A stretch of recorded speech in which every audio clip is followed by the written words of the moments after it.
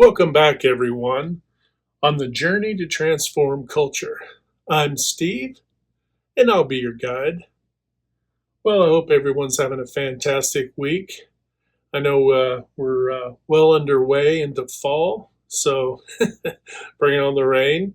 And I guess pumpkin pie and all the rest of it is on its way as well. So, I always have to throw a little bit of something about food in there, right?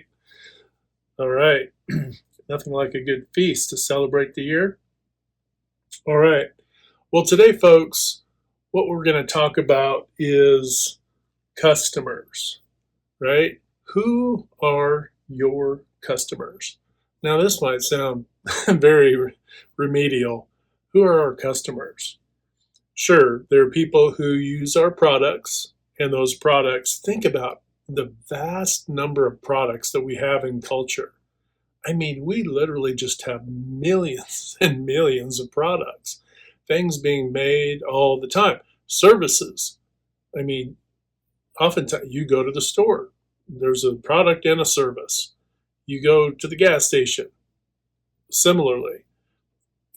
Go do anything, leave your home, same way. In your home, your utilities, all the rest of it, product, service. Obviously, we want our products to be high quality. We want our service to be high quality, and that isn't always the case, and we struggle at that at times. But today we want to talk about our customers. All right, who are your primary customers? You might be saying, Steve, what are you talking about, primary? What does that mean, your primary customers? Well, we're going to start a little more organizationally, and then we can kind of touch on other areas of life, other aspects of culture. But right now, organizationally, we're talking about those folks who use our products and service. Those are our primary customers. When we're doing everything we need to do to take care of their needs, then things flow, right? This is what generates doesn't matter where you are in the world. This is what generates income. This is what allows us to pay our bills and to survive, right? So our primary customers are very important.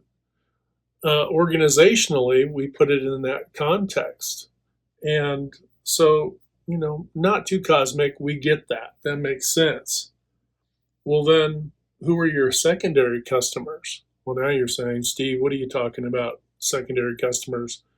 Are you talking about the end users? Are you talking about the, part of the supply chain, everybody in the middle? Well, that could be the case, right?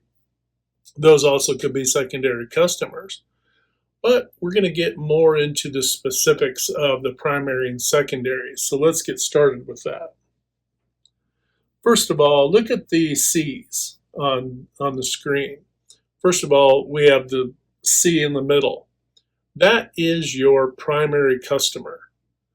When you're taking care of your primary customer, your organization is all your processes, your procedures, your standards, your instructions, your guidelines, all your requirements, all geared, even how you operate within your organization. Everything is geared toward the value stream that ensures your customer gets the product or service they need. Okay, I'm kicking that one pretty hard, right? You're getting that. But now let's talk about your secondary customers, okay? Now, how many of you, and we can start at the very top at the 12 o'clock position, that C, how many of you have a significant other or you're married, right? Aren't they a secondary customer? Isn't it true that when the primary customer's needs are met, that you're able to take care of your secondary customers' needs? Go to the next position, going clockwise in the C. How many of you have friends or family, right? So people in your close circle. Well, sure, all or most of us do have folks in our close circle. Aren't they also beneficiaries of everything you do for your primary customer? Aren't they also benefiting with the time, the attention, the assistance in a lot of cases, when we're helping our friends and family out here or there. Sure, those secondary customers are benefactors of the primary customer, right? Now let's keep moving around. The next C. How many of you, take care of, say elderly parents or grandparents or have? Aren't they part of the beneficiary of your working in your organization to take care of your primary customers? Sure, they are as well. And as we continue around to the next C, how many of you are engaged in civil organizations, that do good works in your community, that help out, even if it's, seasonally, whether it's raising money for charities or, food drives, all these things, even schools get involved in that, right? So taking care of your primary customer also facilitates you taking care of some of these folks in your civic organizations in your communities as well. And then at the 6 o'clock position, how many of you have faith-based organizations and or spiritual organizations that you're a part of that you also contribute to and you are a part of giving your time, attention, and your monetary assistance and funds toward? Aren't they also benefactors of you taking care of your primary customers? They are. And as we continue around, look around in your organization. Look at your peers, those people who are also in leadership roles, and then the newest folks in your organization. Aren't they also benefactors? Because if you're not doing what you need to do for the customer, aren't they struggling as well? Because, it takes all of you to work together. So you're also taking care of one another. These are all secondary customers. And we can continue going around the horn with the C's. And we really could have had, 1,000 of these C's, right? The point is that you have secondary customers. Now, I don't want to get too far off track, but when I'm mentioning these folks as your secondary customer, don't forget too that you're also uh, a customer in the circle. Because if you're not taking care of, some of the needs you have as well, are you then not able, by doing so, you're then able to take care of your primary customer. So you're no less valuable. This isn't some give everything and others give nothing. This is a giving wheel right here. This is not a taking wheel. This is a giving wheel. And this is how we take care of our primary customers. And then who all the secondary customers who are taken care of in our lives. And as we continue around, again, we could add more. Now, back to what I was going to say, the argument can be made that, well, my significant other, my friends and family, all these folks, they aren't secondary customers. They're primary customers. Well, they're not. They are when you are in, uh, in your own social world, your own social life, your own personal life. Yes, you could prioritize your friends first. You could prioritize your family first, your significant others. You get to choose who becomes the primary customer. So you can see where this primary customer, this C in the middle, can shift depending on what circle you're operating in. Right now, we're discussing organizational, but I didn't want to leave that off the board because it is true. Your primary customer, your faith, your family, your friends, and so on and so forth, right? So there is a shifting of who your primaries are, but keep in mind when you are working on a team in an organization, your primary customer is, in fact, the primary thing driving you being able to contribute and you could say feed, but to fuel all of these secondary customers in your life. So it's super important. And it's also important to realize too that you can also be your primary customer, right? If you're doing self-care, if you're taking vacation, if you're working out, you're eating well, you're doing all these things, yes, you could look at it from the sense of I'm the primary customer, I'm taking care of myself, and that's taking care of everybody else, right? To continue your workflow, your work and all the rest. People in your circle and in the community. So that's true. So you can see where this does shift a little bit. But organizationally, this is what drives. This is what's fueling all of the rest. When you're in those other modes, of your life, that's when other priorities become your primary customer. And that's also another way you could also look at this as this is you. That's you. And these are aspects of your life, your health, right? Your health includes a lot of things, but we could say, are you getting enough sleep? Are you eating well? Are you getting exercise, right? Are you getting some free time to be able to take care of the different things that you need to do? Are you able to get out there and explore your world and be artistic and or create in your own way? Some people do gardening, other people are artists. All these things, right? You could look at this as yourself. You could look at this as your family as well, right? So so it's very important to have perspective, but you could apply this into different situations because you are no less as important of a customer. That being said, organizationally, our focus is our primary end user of our product and service. And we need to keep perspective on that because what happens or can happen is if you are looking at yourself or anybody that we are looking at as secondary customers from an organizational outward perspective, if we put somebody else as our primary, then your end user of your product and service is now a secondary. And if you see your organization, your end user, people in the community, all that as secondary, or I'm sorry, as secondary, then what's going to happen is that you're not going to value it. You're not going to give your best effort. You're just not going to try as hard, frankly, and you're not going to give attention to quality. You're not going to work in a timely manner. You're not going to see how things are going to break down. This is why we have to keep our head in the game. We got to keep our focus. And this allows me to speak a little bit to teamwork.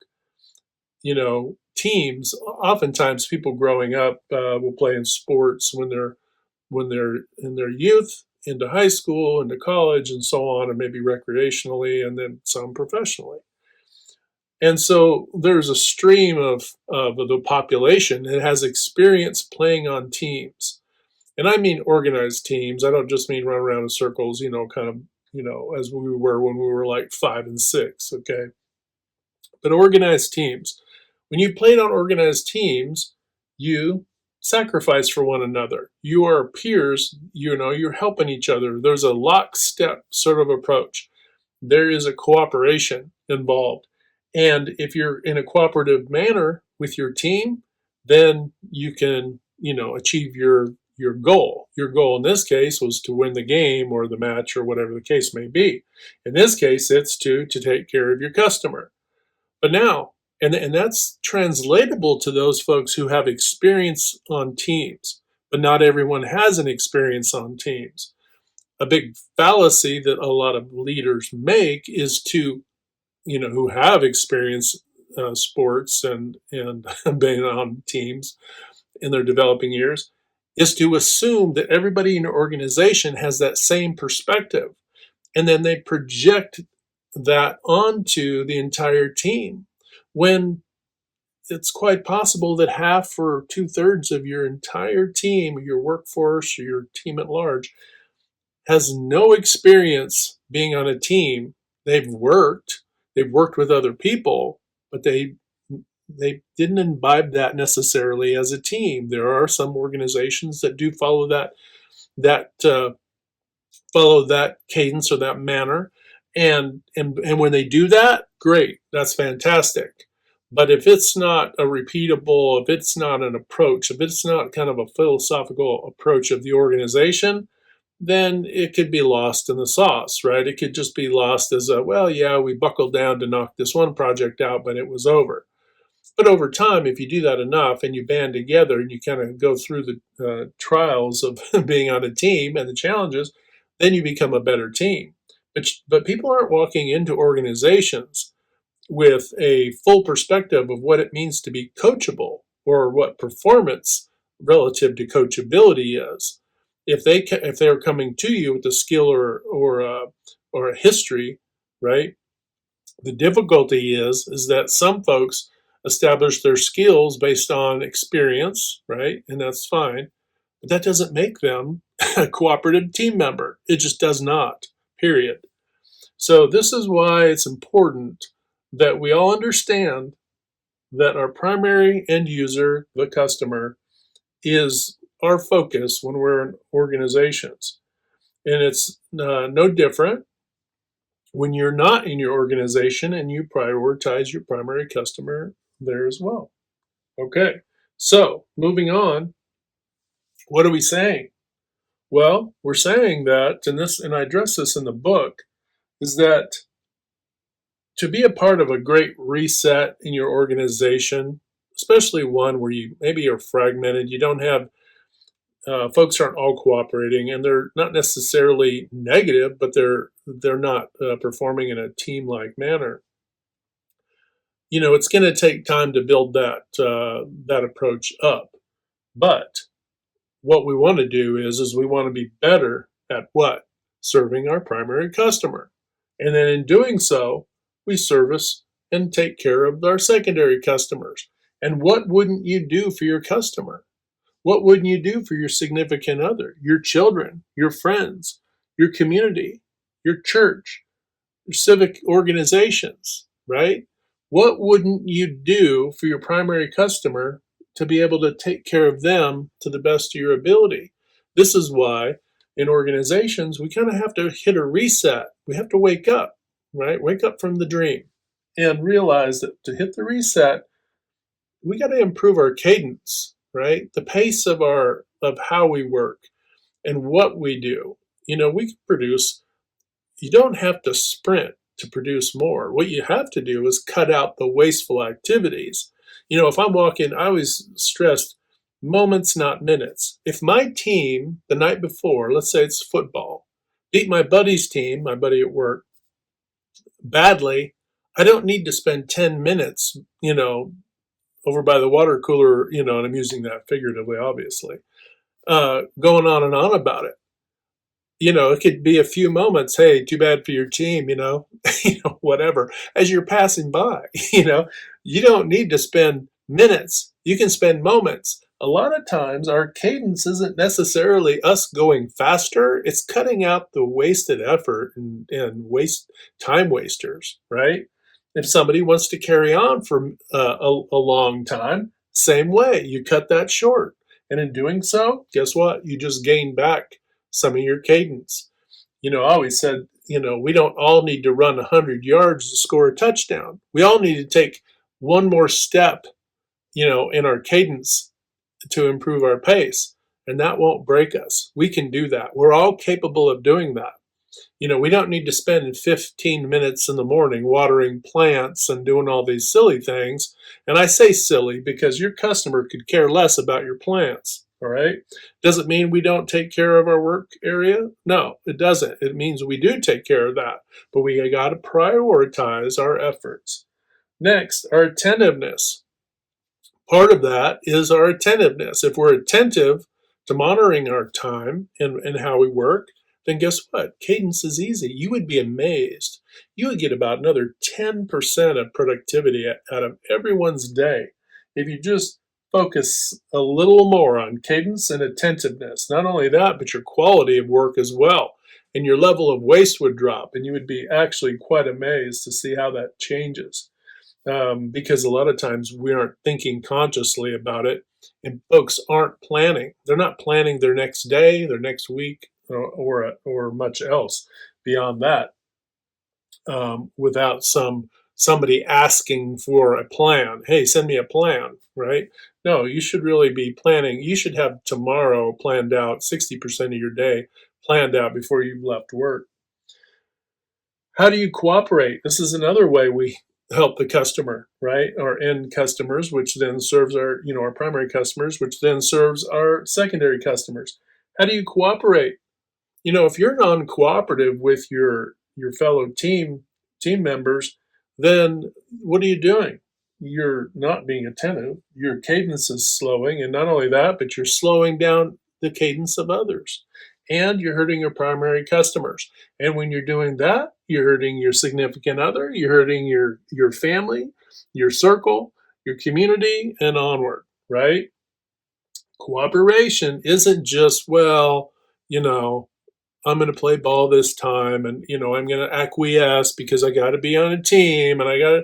No, very intentionally put your mindset and your focus on cooperation, because by doing that, you are literally affecting culture, right? And then we're doing that not only for our primary culture, but for everyone who is in our life, all customers in our life.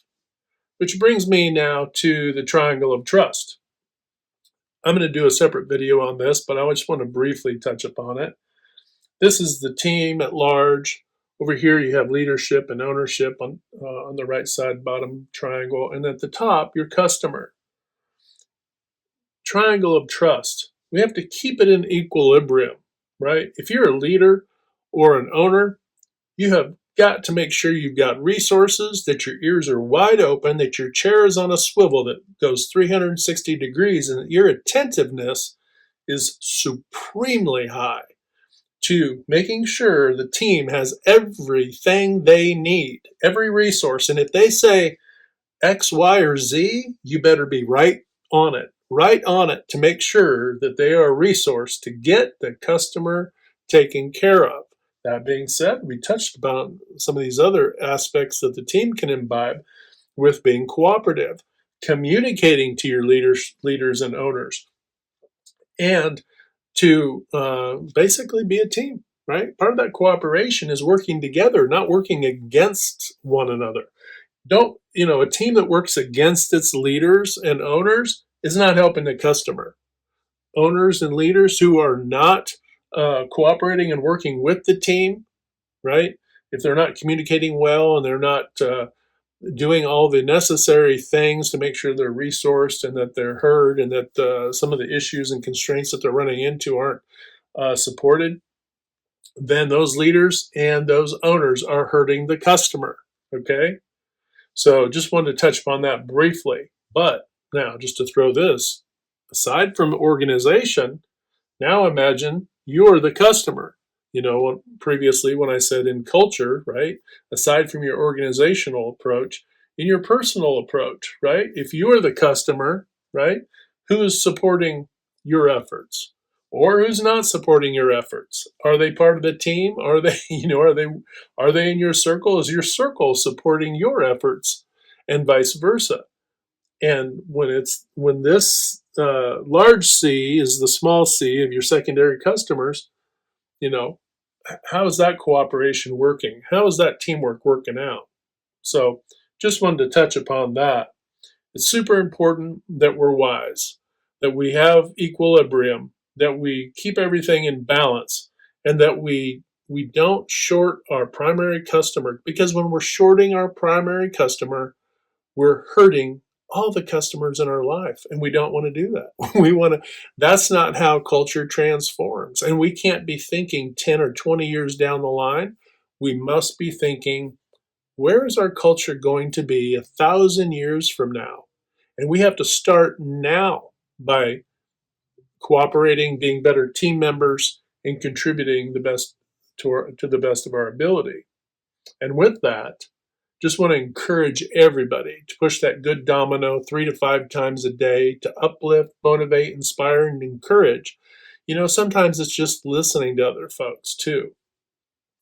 And when you do that, not only you're helping to transform their lives, but you're also transforming yourself. And that's what ultimately helps transform culture as we move forward into the future. So I just wanted to touch base a little bit today on uh, asking you who are your customers so that you ask yourself as an organization, as a team, right, in your own life and in the culture at large, and then approach how you give your best effort for those people who are important in your life. When you let one down, you're letting the others down. It's just a natural reaction. But you can reverse that by doing and cooperating and working together with a positive, intentional, engaging approach to solving problems, to accomplishing goals, and to moving culture forward in a happy, healthy way. All right, folks. Thanks for stopping by today.